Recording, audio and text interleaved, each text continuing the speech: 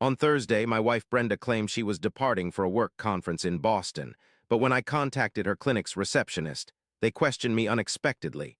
"Mr. Cole, aren't you aware that your wife's conference got rescheduled to next month? She didn't mention this to you?" This was the moment I realized Brenda had been dishonest with me. During lunch at a restaurant close to her office, she produced a flyer from her purse, an invitation to a pediatrician's conference in Boston, stating she would be leaving the following morning for 3 days.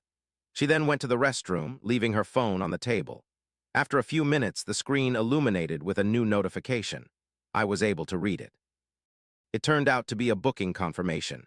Initially, I thought it might be the conference booking, but why did it specify Stowe?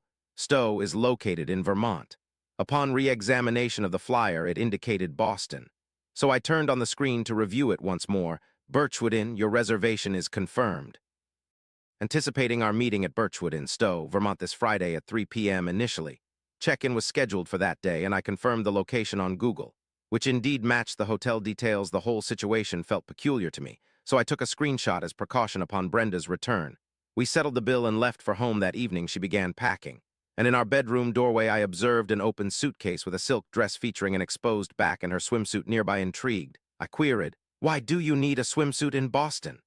Paused momentarily, her spine stiffening for continuing to meticulously organize her belongings without looking at me. The hotel offered an indoor pool, she replied curtly. "I'll have some leisure time in the evenings." Immediately shifting gears, she inquired about work matters instead. That night, I found it difficult to sleep for a prolonged period. A series of queries plagued me, none offering a sensible response. My partner, Brenda, lay beside me while I scrutinized the ceiling, pondering. Was there an underlying truth, or was I merely a man grappling with jealousy and paranoia? At dawn on Friday, Brenda kissed me farewell, wished me a pleasant weekend, and wheeled her luggage out to the car. She mentioned visiting the clinic for some papers, then proceeding directly to the airport. From the doorway, I watched her departure, attempting to quell troubling thoughts. By 9, I was at work, but productivity eluded me. The hotel in Vermont and the silk dress with the swimsuit persistently haunted my thoughts. I'd open email after email at work, read the same message repeatedly, yet remain clueless about its contents. Ultimately, the turmoil became unbearable. I pulled out the event flyer and conference invitation, typing its name into the search bar afterwards. Visiting the official website, I found a major announcement on the homepage. The pediatrician's conference had been rescheduled for next month. A painful knot formed in my stomach. Attempting to find a rational reason, I contacted the clinic receptionist about Dr. Cole's whereabouts. Trying to keep calm, I asked, "Hello, this is Dr. Cole's husband. Have you said she's gone to Boston or still at the clinic?" The girl was taken aback. "Mr. Cole, but the conference has been postponed," she replied. "Didn't your wife inform you about it?" The calendar on Dr. Cole's work schedule indicated a day off since Monday, and she had no appointments that day either. I ended the call without saying anything more. For several minutes I remained seated, gazing at the empty gray wall in front of me. Indeed, there was no conference those days. My suspicions seemed to be validated. Currently, my wife was en route to Vermont. Abruptly abandoning tasks at work, I hastened to the parking lot, climbed into my vehicle, and ventured towards Stell. The journey, approximately 4 hours from our town to Vermont, unfolded with a persistent light rain outside the window, its presence barely registering as I sped towards my destination. Upon arrival, the quaint Birchwood lodging turned out to be a petite, comfortable establishment on the periphery of town. An antique stone structure, rustic wooden signs, and several parked vehicles completed the scene. I temporarily parked slightly off to the side, switched off the engine, and remained in the car for a while, uncertain about my next move. The tension amplified my hunger. I elected to satisfy my cravings first, given that an appropriate restaurant was adjacent to the hotel. I entered, chose a seat near the window, ordered lunch, and as I leisurely sipped my hot coffee, I attentively surveyed the street. Over the course of an hour and a half, I sat by the window. Then Brenda emerged from the hotel doors. She strolled hand in hand with an unfamiliar man, engaging in lively conversation as they passed my window mere meters away. Snatching my phone, I captured a distinct image of him, revealing his face clearly. I scrutinized the photograph for extended periods, straining my eyes, searching my memory for any previous encounters with this individual, but he remained unknown to me. A fleeting thought crossed my mind that he might be one of her medical associates. Instinctively, I navigated to the clinic's website where Brenda was employed, accessed the staff section displaying pictures of all the physicians, and commenced a thorough search. Lo and behold, there he was. It was Dr. Mark Sellers, the head of the pediatrics department where my spouse worked. A picture of the clinic's chief physician, Diane Sellers, was also present, hinting at their potential marital bond. Exited the restaurant in silence, hopped into my car, ignited the engine, and journeyed home. Now I grasped everything comprehensively. The only task remaining was determining how to handle this revelation. My initial impulse was to create a spectacle and confront Brenda immediately upon her return. However, I swiftly regained composure and recognized that such action would yield no results. She would vehemently deny any wrongdoing, effortlessly provide numerous plausible excuses, paint me as an irrational, suspicious individual once more, and label me a jealous, paranoid man yet again. Instead, I navigated to Diane Sellers' verified social media profile. Perusing her posts, I stumbled upon some recent family snapshots. In these images, Dr. Mark was visibly present with his 2 children and a beaming Diane. With this, I had undeniable confirmation of his true family. Furthermore, the clinic's website corroborated that Diane wasn't merely his partner, she was his wife. Mark's immediate superior at work arranged our meeting with Dr. Sellers, the chief physician. Grasping my clenched fists, I phoned the private line to Dr. Sellers' office and requested an appointment. The receptionist obliged after a few standard queries, swiftly scrutinizing her boss's digital schedule, and scheduled me for Monday morning at 9 sharp. The weekend provided ample time for preparation, allowing me to contemplate how to disclose the truth about their spouses. On Sunday evening at 8, Brenda arrived home, appearing exhausted and drained. She offered a perfunctory kiss on my cheek, before mentioning in passing that the 3-day pediatric conference in Boston had been mind-numbingly dull, and her head was throbbing from the relentless medical lectures. I gave a silent nod, inquired casually about her flight, and even assisted in transporting her heavy luggage to our bedroom. Inside me seethed anger and pain, but I listened coldly to her falsehoods without betraying myself through any gesture or expression. I waited patiently for the dawn of a new day. On Monday, at precisely 8:45 a.m., I was already parking outside the administrative building of the clinic. I climbed to the 3rd floor, located the chief physician's office, and took a seat on the leather couch in the waiting room. At exactly 9 o'clock sharp, the secretary extended a polite nod, inviting me into her spacious office, and I stepped assertively over the threshold. Diane Sellers was seated at a desk drowned by paperwork. Her severe gray suit, neatly tied-up hair in a tight bun, expensive glasses with thin frames, exuded iron confidence, high status, and stern discipline. She raised her dry, professional gaze to me, gesturing toward the chair opposite hers. "Mr. Morning, Cole, take a seat. My assistant mentioned you wanted to discuss something personal with me. How can I assist you?" You didn't say a word as you sat down and pulled out your phone from your pocket, instantly displaying an image saved in Vermont. On the screen was a picture of her husband, Dr. Mark Sellers, strolling with your spouse Brenda at the Birchwood Inn, a countryside hotel in Stowe. With no introduction, I shared that their trip to Boston for the medical conference had been canceled before it began, and that they spent all 3 days together at the Birchwood Inn instead. Deanne accepted the phone from you without comment. She scrutinized the image for about 15 seconds, her unchanging, pale face showing no movement. She gradually removed her spectacles, gently placing the phone back on the polished desk, and fixed me with a chilling, assessing gaze. It was an icy, heavy scrutiny. "I knew there was no meeting, Mr. Cole," she said calmly and levelly.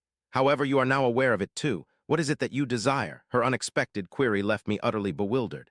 I comprehended that she was aware of her husband's infidelity, yet she sat before me as if we were discussing a business matter. "You are aware." I looked at her, showing no effort to hide my confusion. "So you truly don't mind that your husband is currently having an affair with my wife?" Deanne leaned back in her chair. Her face remained as unyielding as a stone mask. "Mr. Cole, I care deeply about it," she replied softly but resolutely. "I have known about my husband's relationship with your wife for quite some time now. But this clinic is our joint private practice, not a platform for melodramatic family affairs. The intimate bond between a department leader and an immediate subordinate can precipitate significant legal dilemmas, potentially leading to costly lawsuits worth millions for our clinic. Mark's reckless action of taking unnecessary risks is inexcusable. However, I have no intention of jeopardizing the clinic alongside him. She fixed me with a stern gaze, her voice devoid of emotion. Emotional outbursts are financially detrimental in business, Mr. Cole. Any substantial decision in this matter requires careful consideration, ample preparation, and impeccable legal footing. I believe you comprehend this. Therefore, I implore you to refrain from making any hasty, emotional decisions in the near future. I'm currently delving deeply into this issue, and I want to reassure you that everyone involved will bear the repercussions of their actions. She remained silent, signaling the end of our discussion. I picked up my phone from the desk, nodded subtly, and exited the office. While driving home, I clutched the steering wheel, repeatedly mulling over our conversation as suspicion of infidelity had long plagued Diane regarding her husband. Yet she refrained from causing a scene, mindful of both her business and professional standing. Instead, she meticulously planned a divorce, ensuring its legality and the subsequent division of their joint private clinic. Diane's life was under her control, and even family turmoil couldn't perturb her balance. She required time. However, I wouldn't sit idly by. With my own business and personal finances at stake, Diane's suspicions were valid. Major decisions like these require careful planning and solid legal foundations. Consequently, from the clinic, I promptly visited a seasoned divorce attorney's office. There, I shared the entire situation with Brenda, detailing Diane Sellers' firm stance.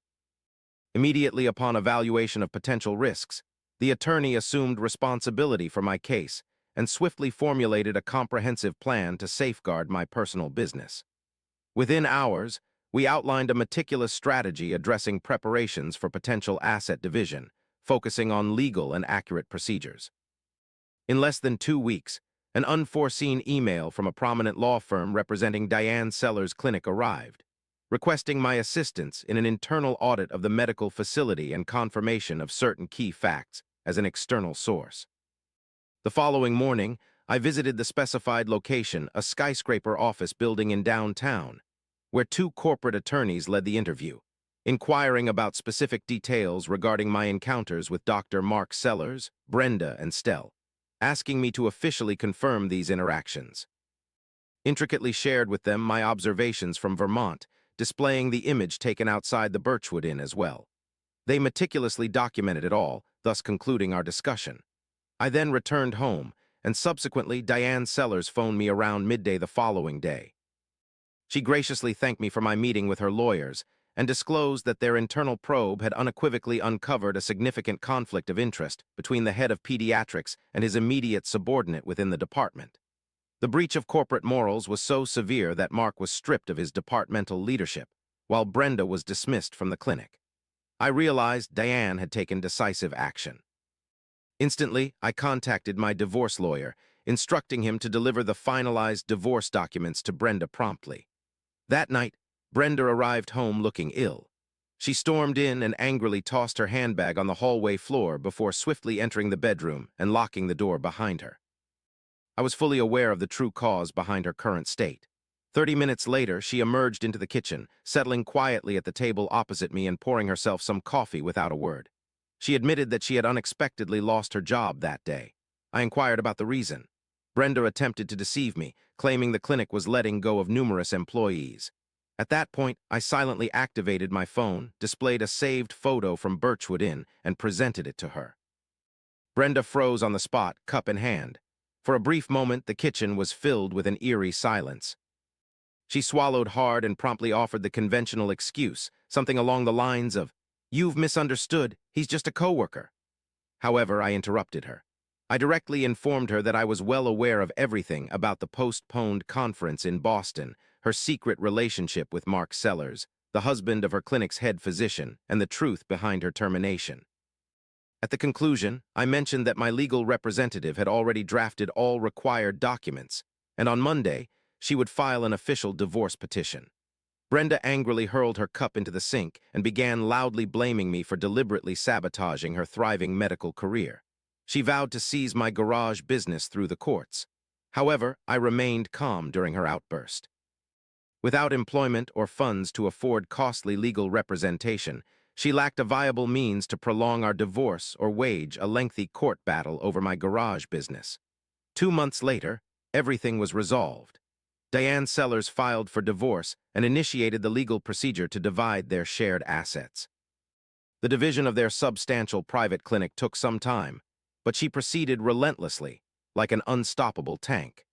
Thanks to provisions included in their partnership agreement regarding harm to the business's reputation, the primary assets and the entire clinic eventually remained with her completely. Mark Sellers, my ex-husband, departed without contesting or challenging the ruling. My divorce transpired swiftly and seamlessly. Recognizing no escape from her predicament, Brenda acquiesced to signing all the documents, forfeiting any claims to my auto shop permanently. We parted ways, settling through a notary only our minimal shared possessions that were unrelated to my business. I frequently reminisce about that encounter with Diane Sellers in her office. Her composed demeanor, bordering on chilling, left me astonished. She didn't appear as a wretched, shattered woman whose family life had crumbled. Instead, she was meticulously assessing business risks and managing the situation. Preservation of the marriage wasn't her aim. She sought her company. My information did not surprise her. It provided her with a legal justification to execute a plan she had long prepared. And that is the entire narrative. I trust you found it interesting. What are your thoughts on Diane's strategies? Over an extended period, she monitored her spouse's infidelity before taking decisive action to remove him, safeguarding her enterprise. Is it possible to suppress feelings and act on calculative decisions such as this? Continue your subscription for access to more unspoken narratives.